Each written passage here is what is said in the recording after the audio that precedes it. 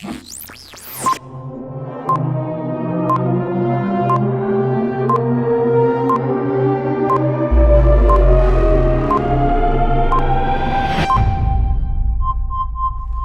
introduction. Water is the basis of life. But what if this life is taken from you? 884 million people use an unimproved drinking water source. 2.5 billion people have no access to improved sanitation facilities. Many developing countries discharge their sewage untreated into rivers and lakes. This leads to organic pollution, which spreads bacteria and diseases, causing about 1.8 million human deaths annually. Organic matter can also lead to an oxygen reduction, stressing and suffocating the aquatic life. But it doesn't stop there.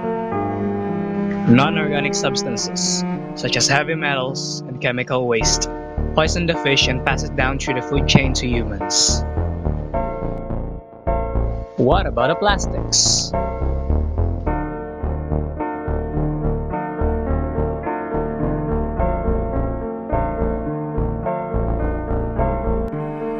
Improper disposal of garbages of people in each communities is very common.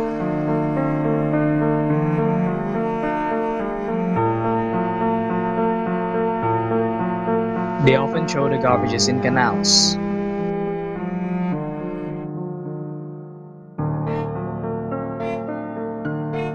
The garbage is thrown, such as plastics, blocks the passage of the canals and often results in flooding. Some garbage is thrown, blocks the canals, and some others made it into the river.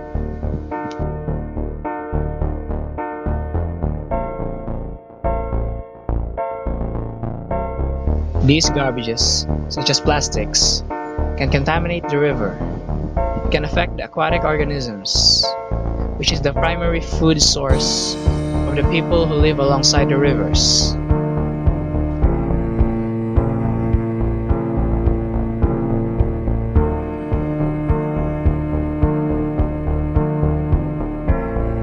The substances which is produced by the garbages is called pollutants. It can affect the color of the river, the smell, and its inhabitants. The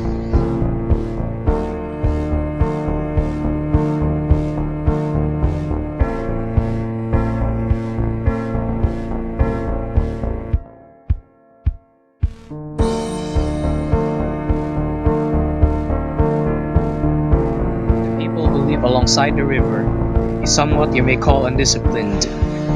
They voluntarily throw their garbages into the river, knowingly that it may cause not only harm for the environment, but also for themselves.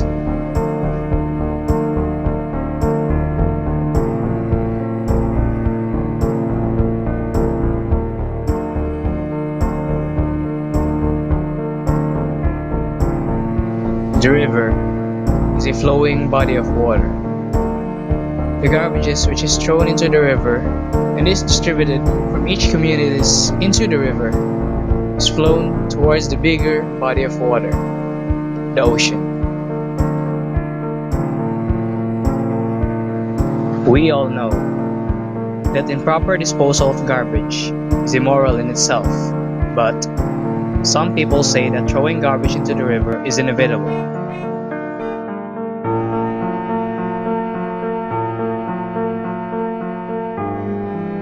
Is it really okay for us to ignore the issue of water pollution? Or is it the right thing to do to start preventing this from further harm?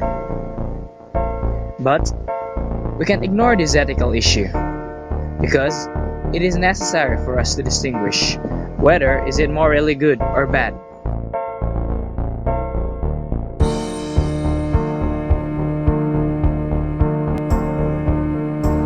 Inform yourself. Find out about the problems connected with the water sources where you live. Avoid using plastic bags and bottles. Recycle your garbage. Use water-efficient showerhead and toilet. Buy more locally produced products. Help to build communities and fight against water privatization. Support independent organizations and participate in water preservation campaigns.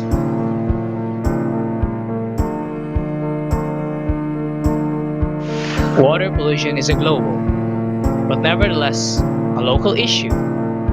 Think about the next generation. Get involved and help. Argument. Issue. Improper waste disposal is morally justifiable. Pro. The concept of the principles of autonomy, role fidelity. The people understands the significance of proper waste disposal and how it affects the environment, and to the people, because basically they are the first-hand witness of the effects regardless if it's harmful or beneficial, but due to the lack of efforts or under-implementation of the laws, the lack of feasible entities to control such problems becomes a struggle. In a scenario where families try to dispose waste properly in their own homes, but due to lack of garbage collection without proper schedules, lack of facilities, the household ends up burdened by the week worth of waste gives them unhealthy, basically unpleasant environment to live in. Due to the circumstances, they resort to disposing it themselves, commonly improper way of disposal, to the fear of the harms it might directly give and to the call of convenience. The essence of the law is defeated when implementation is problematic, or role fidelity, because even if the people will abide to its laws, at the end of the day they will be forced out to resort to its acts contradicting it, which is reasonable because if they don't, the harms will directly fall to the citizens. Con. The concept of the principles legalism, role fidelity. Given that the government have already identified the problems of improper waste disposal and the harms it might give, they have provided ways of addressing these issues, proper waste disposal, even they have established laws to protect its people to the harms it causes, environmental problems, contaminations, compromising public health. The presence of the initiative as regulating body is there. The state is doing its best to attend to these issues to mitigate harms, to serve general welfare to its people. The problem comes to when the people start to dismiss the idea of the law to their personal interest, the inconvenience to deliver it to garbage collection facilities, the inactivity and the lack of engagement to local community, a question of role fidelity to the citizens. In parallel case analysis where the local government of Davao City provided trash bins to the community for utility, ended up to these bins being lost, carried by the locals to their homes, and in mostly cases damaged to the extent that it cannot be used anymore. Here we can see the lack of participation and cooperation to the government, a questionable role fulfillment of the people. These activities should be condemned and labeled as immoral, in lack of obedience to the law and compromising the general state of local living, public health, both environmental and political context. In the context of role fidelity concept, government has to be blamed. Excavating through the first layer of the problem, the main root of the catastrophe is to be credited to the one responsible for the urban planning and waterway mapping. The uncontrolled expansion of inhabitants' population and the lack of information pump up the problem. Obviously, it's the city governments to walk the talk. First, the undeniable failure of drainage systems due to lack of planning, added with the weak implementation of Clean Water Act and coordination with the residents. All of these flaws lead to sanitation problems and later resulted into a more massive problem affecting the bodies of water surrounding the city. People's lapses to their role as inhabitants. Role fidelity concept. Though the flaws of the city government is undeniable, it won't end up that way if the residents acted as to how they should. Proper garbage disposal and the simple virtue of maintaining their area of habitation clean is missing. It is very noticeable even with a simple observation along the city's slum areas contributing to the problem. The negligence of the residents played a big part in the worsening the problem and putting the sanitation status into the darker space. Government extending solutions. In the context of the principle of legalism, aiding the problem with fast solutions, the government resorted to drainage repairs and rerouting the waterways and canals to lessen flooding and to avoid bottlenecking of pipes. They also extended their arms to the residents, empowered seminars, and strengthened laws for the salvation of bodies of water, funding projects like trash bins distribution throughout the barangays and segregation systems installations in communities.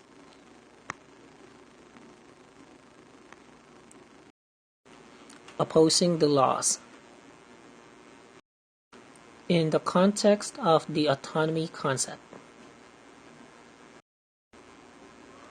though the general public understands the concept and goals of government's aid and solutions, the idea of sticking into the traditional way of living and the chance that the extra efforts of following the rules may add up to their burdens, it resulted into opposition wasting the projects.